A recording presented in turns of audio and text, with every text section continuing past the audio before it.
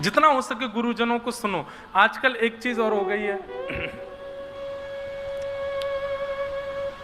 मैं अपनी मंच से किसी की निंदा स्तुति तो नहीं करता हूं, पर एक बात कह रहा हूं। व्यास मंच जिस प्रकार से दूध में मिलावट आ गई है, मिठाइयों में मिलावट आ गई है, सब्जियों में मिलावट, व्यासपीठ पे भी मिलावट आ गई है। बस इतना ही कहूंगा, मिलावट तो आ गई है, पर फिर भी आपकी दृष्टि में कभी भेद नहीं आवे व्यास के लिए कि ये अच्छे हैं, ये बुरे हैं, ये श्रेष्ठ हैं, ये अश्रेष्ठ हैं, मुझे इनकी कथा नहीं बढ़िया लगती, मुझे ये, ऐसा मत करो। सबको सुनो, सबसे मिलो। श्री चैतन्य महाप्रभु, उनका नियम था, यदि वो उनको गलती से पता चल जाती ना कि हम जिस मार्ग से जा रहे हैं उस मार्ग में एक गांव है, उस गांव में किसी के घर पे सत्यनारायण की कथा चल रही है, सामान्य कथा चले, तो भी चैतन्य महाप्रभु बिन बुलाए पहुंच जाते थे। कथा चल रही है, बैठेंगे सुनेंगे थोड़ी देर। एक बार एक व्यक्ति की कथा में पहुंच गए। अब वो व्यक्ति जो था वो केवल धन कमाने के लिए कथा व्यास मंच का प्रयोग कर रहा था। कोई आता जाता उसको कुछ था नहीं, कुछ भी बोल रहा था। चैतन्य महाप्रभु आ गए तो और उसकी जीभ लड़खड़ा गई और उल्टा सीधा बोलने लगा। लेकिन चैतन्य महाप्रभु की स्थिति क्या थी? ऊर्ध्वबाहु होकर के नेत्रों से अविरल अश्रुधार, हाँ नाथ, हाँ नाथ, कितनी सुंदर कथा, कितनी मधुर कथा। हृदय पर हाथ रख के कहते, आहा कितना मधुर भाव। आसपास सब जो शिष्य मंडली थी चैतन्य महाप्रभु की, वो सब सोचने लगे, विचार करने लगे, ऐसा तो कुछ बोल ही नहीं रहा जो गुरुजी इतने भावुक हो रहे हैं, इतने भाव विभोर हो रहे हैं, ये तो बल्कि गलत और बोल रहा है और ये इतने भाव में जा रहे हैं। संकोचवश किसी ने, महाप्रभु जी जब वहां से चले आए तो किसी ने पूछा, भगवान क्षमा करें दृष्टता, पर आज जिन व्यास जी की कथा में हम गए थे वो कोई ऐसे श्रेष्ठ व्यास तो थे नहीं, और उनके वचनों में भी कोई ऐसे भाव तो थे नहीं, आप इतने भावुक क्यों हो गए? क्षमा कर। चैतन्य महाप्रभु कहते हैं, तुम लोग परखने गए थे क्या कि व्यास जी अच्छे हैं कि बुरे हैं? अरे वो कुछ ना भी कह रहे थे तो क्या हुआ? वो कृष्ण तो बोल रहे थे, वो माधव तो बोल रहे थे, वो मधुसूदन तो बोल रहे थे, वो हरिनाम तो अपने मुख से बोल रहे थे। और विश्वास मानो वो जब जब कृष्ण बोलते, माधव बोलते, मधुसूदन बोलते, नृसिंह बोलते, हरि बोलते, जो भी भगवान नाम उच्चारण करते, वो नाम ही मेरे चित्त में प्रकट होकर के मुझको दर्शन दे रहे थे। उनसे ये शिक्षा हमने प्राप्त की कि कभी किसको परखिए मत। परखने की जिम्मेवारी हमारी है ही नहीं है, ये ठाकुर जी पे छोड़ो। आप मत परखो किसी को, ये श्रेष्ठ हैं, ये अश्रेष्ठ हैं, ये भक्त हैं, ये कुभक्त हैं, आदि आदि, इस प्रकार का भाव रखना ही नहीं है अपने को। सबके प्रति एक निष्ठ भाव रखो, किसी के प्रति भी कुभाव मत रखो। तो भक्ति को पुष्ट यदि करना है तो उसके लिए पुत्रों को पुष्ट करना पड़ेगा, और भक्ति का पहला पुत्र है ज्ञान। और वो ज्ञान भी कैसा ज्ञान? गुरु मुख से मिला हुआ ज्ञान, यानी कि सत्संग। उसको जितना हो सके नित्य लेना प्रारंभ करो, भक्ति आपकी पुष्ट होगी। भक्ति को पुष्ट करने का दूसरा उपाय, उसके दूसरे पुत्र को स्वीकार करो। दूसरा पुत्र कौन है? वैराग्य। वैराग्य का मतलब क्या होता है? वैराग्य का मतलब सब छोड़ छाड़ करके वृंदावन भजाओ, सब छोड़ छाड़ के वृंदावन भाग आओ, माताजी रो रही हैं, पिताजी रो रहे हैं, भाई बच्चे सब ढूंढ रहे हैं कहाँ चले गए, कहाँ चले, वृंदावन में बैठे हैं भैया कहीं कोने में घुस के। ये वैराग्य है? नहीं। कई लोग पहले ट्रेंड, आजकल ट्रेंड भी चलते हैं ना, ऐसी ट्रेंड में घर बार छोड़ देते हैं और वृंदावन आ जाते हैं। वृंदावन आकर के राधा वल्लभ, राधा रमन, बिहारी जी, संत महापुरुषों के पास आना जाना सब शुरू कर देते हैं।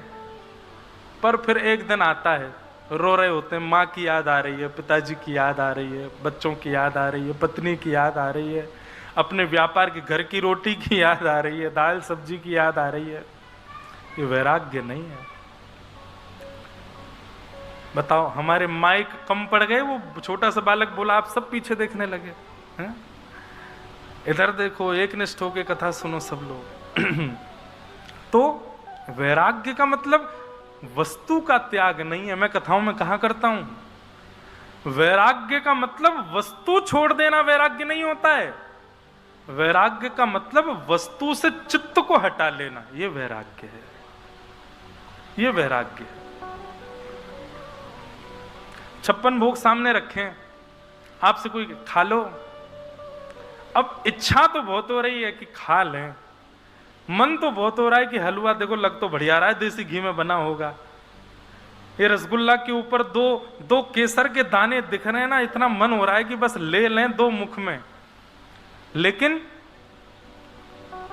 अपने आप को वैरागी बता रहे हैं और उसको उसकी चाह होते हुए भी अपने आप को उससे अलग कर रहे हैं। ये वैराग्य नहीं है। ये वैराग्य नहीं है। वैराग्य का मतलब वस्तु सन्मुख हो और तुम्हारा चित्त विचलित ना हो, यह वैराग्य है। कई लोग क्या करते हैं, वस्तु विचलित करती है तो वस्तु का त्याग कर देते हैं। इस वस्तु से हम विचलित हो जाते हैं, इसलिए इस वस्तु को मुझसे दूर रखो। ठीक है, एक दिन दूर रह लिए, 10 दिन दूर रह लिए, 1 महीना दूर, 1 महीना बाद गलती से यदि वो वस्तु तुम्हारे सामने आ गई तो रोक ही नहीं पाएंगे खुद को, तो फिर काय बात का वैराग्य? ये वैराग्य नहीं है। वैराग्य का मतलब है वस्तु सामने हो और मन विचलित ना हो, ये वैराग्य। अब लोग एकादशी का व्रत करते हैं, उस दिन अन्न नहीं खाते, समा की खिचड़ी खाएंगे, साबूदाने की खिचड़ी खाएंगे, आलू की सब्जी बनाएंगे, कुट्टू की कचौड़ी पकौड़ी बना के पाएंगे। लेकिन घर के कुछ सदस्य हैं वो तो खा ही रहे हैं रोटी सब्जी दाल आदि। तो जब अपनी थाली लेके बैठे हैं और बगल वाला कोई बालक यदि रोटी सब्जी लेके आ जाए तो तुरंत उठ के बैठ जाते हैं, रोटी मत दिखा यार, मन कर जाता है फिर खाने का। काय बात की एकादशी? ये एकादशी का मतलब क्या हुआ फिर? ऐसी एकादशी किसी काम की नहीं है। और इस विश्वास मानिए, शास्त्र आज्ञा करते हैं, आपका यदि व्रत है और किसी अन्य के भोजन को देख करके आपकी जीव में इच्छा प्रकट हो जाए कि मैं पा लूं, लेकिन कोई नहीं, एक दिन की तो बात है, द्वादशी हो जाने तो तुरंत पाएंगे। आपका व्रत उसी समय टूट गया जिस समय आपका मन उसकी थाली पर गया, उसी समय व्रत टूट गया, खंडित हो गया व्रत आपका। अब चाहो, व्रत का मतलब क्या है, वैराग्य का मतलब क्या है? वस्तु सामने आ जाए और तुम विचलित ना हो, वो वैराग्य है। और वैराग्य को पुष्ट भी सत्संग ही करेगा। वैराग्य भी सत्संग से ही पुष्ट हो सकता है। चाहे भक्ति की पुष्टता हो, चाहे वैराग्य की पुष्टता हो, वो सत्संग से ही संभव है। एक और बात, वैराग्य को पुष्ट करने का एक उपाय और है। क्या?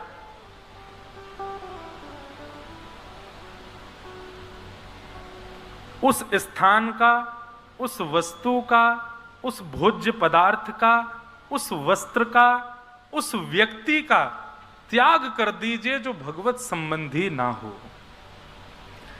जिस वस्त्र को पहनने से आप संसारी दिखते हो, उस वस्त्र को पहनिए मत। कई लोगों के वस्त्रों से ही पता चल जाता है दिल्ली से आए हैं, कई लोगों के वस्त्रों से ही पता चल जाता है मुंबई से आए हैं, कई लोगों के हेयर स्टाइल से ही पता चल जाता है कि ये कोई बड़े शहर से आए हैं। वस्त्र ही बता दे रहे हैं कि आप कहां से हो। आपका भोजन बता देता है कि आप किस प्रकार के भोजन में रुचि रखते हो। आपकी बोली चाली बता देती कि आप कैसी संगति में बैठते हो। उन सब भावों का त्याग करो जिससे आपके ऊपर संसार का प्रमाण होता है कि ये संसारी है। उन वस्तुओं को स्वीकार करना प्रारंभ करो जिनसे कृष्ण भक्ति प्रजायते, आपको देख करके लगे कि ये कृष्ण भक्त है। आपके वस्त्र देख करके किसी के मन में भाव आ जाए, अच्छा आप वृंदावन से हो जी। आपके तिलक को देख करके कोई सोच ले, अच्छा आप मंदिर जाते हैं? बोले जी। आपके भोजन की स्थिति देख करके, थाली देख करके कोई समझ जाए अच्छा केवल सामान्य रोटी दाल बिना ऑनियन का, अच्छा वैष्णव हो? बोले जी। आपकी प्रत्येक स्थिति इस बात को प्रमाणित करे कि आप ठाकुर जी के हो। ऐसा दिनचर्या जब आप बना लेंगे तो आपका वैराग्य पुष्ट हो जाएगा। समझ में आ रही है बात कि यूं ही ताली बजा रहे हो? ये अनुकरणीय बात है, ये अनुकरणीय है।